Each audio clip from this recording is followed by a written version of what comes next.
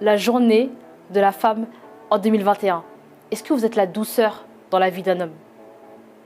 Est-ce que vous êtes la porteuse d'amour et de joie dans une famille?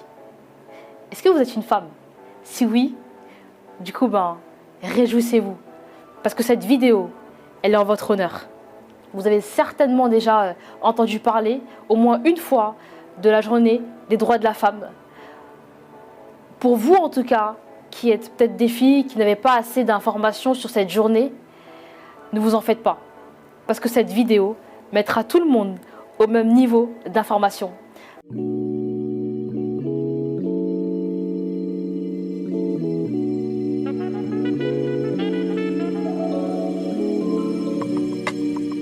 Salut à tous et à Citan de Motivea, la chaîne qui a pour vocation de permettre aux femmes d'avoir confiance en elles par le bien-être dont le sport. Mais mon approche n'est pas de vous parler juste, vous dire ce que vous voulez entendre uniquement en surface, mais de dire aussi certaines choses qui sont soi-disant tabous, parce que ça nous arrange, mais de vous parler en profondeur, bien sûr avec une bulle de bienveillance. Vous êtes le noyau et le goût de la vie, et vous méritez affection et considération, amour et attention particulière. Et c'est la raison pour laquelle j'ai décidé de consacrer cette vidéo sur la journée internationale de la femme. Et c'est le moment pour moi en tout cas de vous encourager dans votre vie quotidienne, votre combat que vous menez dans votre famille ou à vos bureaux ou dans la vie de tous les jours. Comment la journée internationale de la femme a été instituée? Quelles en sont les origines? Comment est-ce qu'on doit célébrer et encourager la femme, à notre échelle en tout cas? Ce sont autant de questions auxquelles je vous donnerai des réponses à travers cette vidéo. Je trouve en tout cas que chaque jour que nous puissions vivre en tant que femme est un honneur et que chaque femme est exceptionnelle. Mais il y a comme des pépites que j'ai découvertes que je vais vous partager. Comment tout ça a commencé en réalité? En tout cas, ne célébrez plus jamais les prochains 8 mars de la même manière parce que ce que je vais vous dire va vous interpeller. Sans forcément connaître le fondement, je pense que certaines femmes vont la célébrer pour faire comme tout le monde peut-être, mais je pense que ça devrait plus être comme ça. Du moins à partir du moment où vous regardez cette vidéo. En réalité, la journée internationale de la femme tire ces femmes. Elles obtenaient pas de salaire digne de ce nom. En plus de ça, elles n'avaient pas le droit de voter comme tous les autres citoyens. Et du coup, pour se faire entendre, il faut parfois s'imposer de la bonne manière, bien sûr. Et parfois, il faut se faire entendre. Et elles se sont organisées dans un mouvement syndical. Et elles ont en fait défilé dans les villes de New York. Et c'était le 8 mars 1908. Et l'objectif de cette marche, c'était vraiment de revendiquer des heures de travail assez souples et convenables, mais aussi de meilleurs salaires. En plus de ça, elle réclamait aussi le droit de vote. Et à Copenhague, en 2010, il y a Clara Zetkin, qui est une journaliste allemande, a proposé aux femmes de dédier la date de leur manifestation comme une journée internationale. Et cette conférence, en fait, elle a réuni près de 100 femmes qui provenaient de 17 nations différentes. Ensemble, la proposition, en tout cas de Clara Zetkin, elle a été approuvée par toutes les participantes. Mais il a fallu quand même plus de 50 ans avant que cette décision des femmes ne soit officiellement reconnue par l'Organisation des Nations Unies. Pour être plus précise, c'était, je crois, en 1975 que l'ONU a reconnu cette journée et l'a célébrée pour la toute première fois. Mais c'est vrai qu'il faut reconnaître qu'avant même l'officialisation de la journée du 8 mars par l'ONU, elle se célébrait du coup depuis 1911 dans différents pays tels que l'Autriche, le Danemark, l'Allemagne et la Suisse. Aujourd'hui, cette journée, elle est célébrée partout dans le monde pour honorer les femmes de la société, quel que soit leur rang social et leur activité professionnelle. Et elle est également célébrée dans une perspective de sensibilisation sur l'égalité des droits entre l'homme et la femme. Et c'est aussi le moment de faire le bilan de la situation des femmes à travers le monde. En 2021, cette journée, elle sera célébrée pour la 119e fois.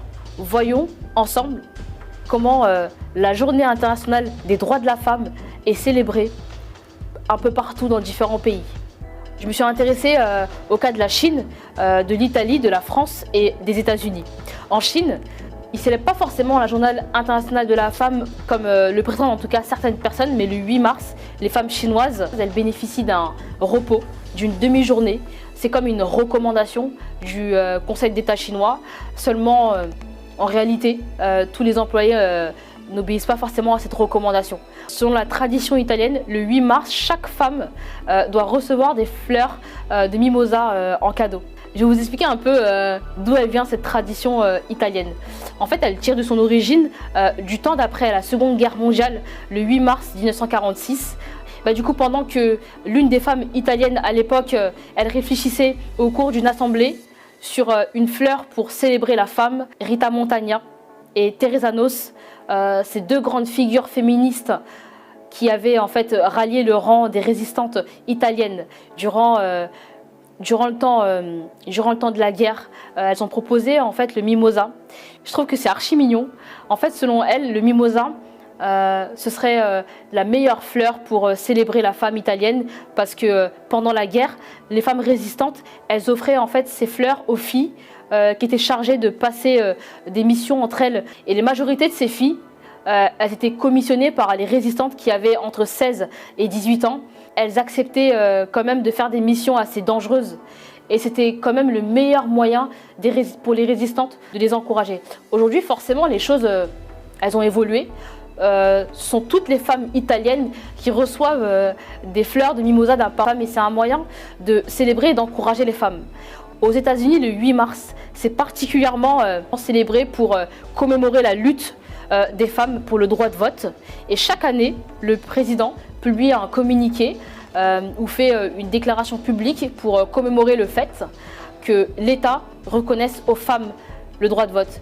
Et cette tradition, elle a commencé depuis 1970 en France. D'ailleurs, comme tous les autres pays du monde, elle se célèbre par des manifestations, des associations, des organisations féminines, des événements. En tout cas, souvent, le président fait un discours en hommage pour la femme. Pour la petite histoire, cette célébration, elle a commencé de façon vraiment effective en France. En 1940, par là, c'était Yvette Roudy, ministre déléguée des droits des femmes à l'époque. Elle avait mis la pression à l'État français pour célébrer les femmes françaises. Et pour la première fois, cette journée elle a été célébrée avec la réception à l'Élysée en 1980 de près de 450 femmes. Et du coup, elle représente les femmes de leur cadre socio-professionnel et des associations auxquelles elles appartenaient. Et c'était le moment pour le président François Mitterrand de faire un discours et d'annoncer des mesures, en tout cas vraiment favorables au respect du droit des femmes. Et il y a pas mal de résultats, je trouve assez encourageants. Si vous êtes une femme, en tout cas, ne cessez jamais de vous battre et de lutter pour vous faire une place dans la société en ce qui concerne vos droits. Défendez vos idéaux et allez au bout, en tout cas pour l'obtention de ce que vous désirez. Parce que de nos jours, même si on note des avancées, je vous garantis que les choses restent à faire. Fortifiez-vous en tout cas avec quelques actions et renforcez-vous avec ces quelques résultats des luttes féminines. C'est assez positif, je trouve. Parlons de reconnaissance salariale des femmes. La nation de la liberté n'a jamais donné la liberté aux femmes sur le plan éducatif. Et en fait, les Américains ont réussi à changer la mentalité des gouvernements du coup sur l'éducation et le travail du coup des femmes. Et ça s'est manifesté par l'instauration d'une loi en 1919 qui instaure le baccalauréat féminin, qui pourra leur ouvrir la porte des universités et des instituts des grandes recherches. Du coup, je trouve qu'en ayant accès à ce genre de choses, ça peut leur offrir des opportunités et avoir même les mêmes droits autant que les hommes. Je trouve que les inégalités ont vraiment la tête dure. En France, en tout cas, les hommes et les femmes n'avaient pas les mêmes droits sur le plan professionnel. En tout cas, je préfère dire, en tout cas carrément, que les femmes n'ont pas forcément de vie professionnelle. Enfin, à l'époque, elles ont toujours été considérées comme mineures en matière de travail. En réalité, le fait qu'elles travaillent au même titre que les hommes a été toujours vu comme une cause imminente du chômage des hommes. Et les quelques femmes qui travaillaient dans les industries étaient sous-payées. Et heureusement en tout cas que les luttes ouvrières ont réussi à faire reconnaître à la femme son droit de travailler et de jouir de son salaire comme les hommes. Et c'était en 1965. En tout cas en 1980, le pouvoir exécutif et le droit en tout cas exclusif qu'avaient les hommes dans la gestion de l'exploitation agricole a fini par être supprimé. Et heureusement, aujourd'hui c'est quoi la meilleure manière de célébrer le 8 mars ? Vous êtes une femme et en tout cas célébrer le 8 mars doit être un impératif pour vous, en tout cas juste d'une certaine manière, sans faire forcément une fête spécialement, mais juste le fait de dire j'avoue, on a vraiment avancé par rapport à l'époque, c'est déjà une manière de la célébrer. Même si que chaque pays a sa manière de célébrer cette journée, c'est vraiment important pour vous de savoir que vous ne devez pas aller dans tous les sens dans la célébration forcément de cette journée, mais il y a plusieurs méthodes de célébration standard que vous pouvez respecter si vous voulez. Je vous suggère en tout cas chaque 8 mars d'être plus, par exemple, qu'on puisse avec vos filles, vos petites filles, vos nièces, vos cousines, vos sœurs, et échanger avec elles à la maison et faites-leur reconnaître leurs droits et l'égalité entre les hommes et les femmes. Apprenez-leur en tout cas qu'elles doivent apprendre à faire respecter leurs droits. Je vous propose en tout cas de faire des débats, peut-être autour des questions. Ça peut être par exemple par rapport avec votre mari, des associations, vos amis, enfin bref. Bougez les lignes à votre manière et faites un bilan de l'évolution de votre vie par exemple. Voilà pour la petite pépite, c'est quelque chose qui serait, je pense, selon moi, nettement propice de le poursuivre durant l'année. Mais ça peut être un petit booster qui vous permettra d'aller et de vous connecter un peu plus dans ce sens. Voilà, c'est la fin de cette vidéo. J'espère qu'elle a fait écho en vous. Si ça a été le cas, commentez en disant parmi les femmes qui vous inspirent, qu'est-ce qui vous inspire? J'ai hâte de savoir vos retours. Partagez cette vidéo autour de vous pour que d'autres femmes entendent ce message. Chères femmes, chère Amazone, vous êtes essentielles et vitales. Vous êtes le bonheur et vous êtes la douceur. Ne laissez personne vous détourner. Je vous remercie pour celle que vous êtes et celle que vous aspirez à être pour aujourd'hui et pour demain. Je vous aime, sincèrement. Motivea pour une meilleure version de nous-mêmes. Merci.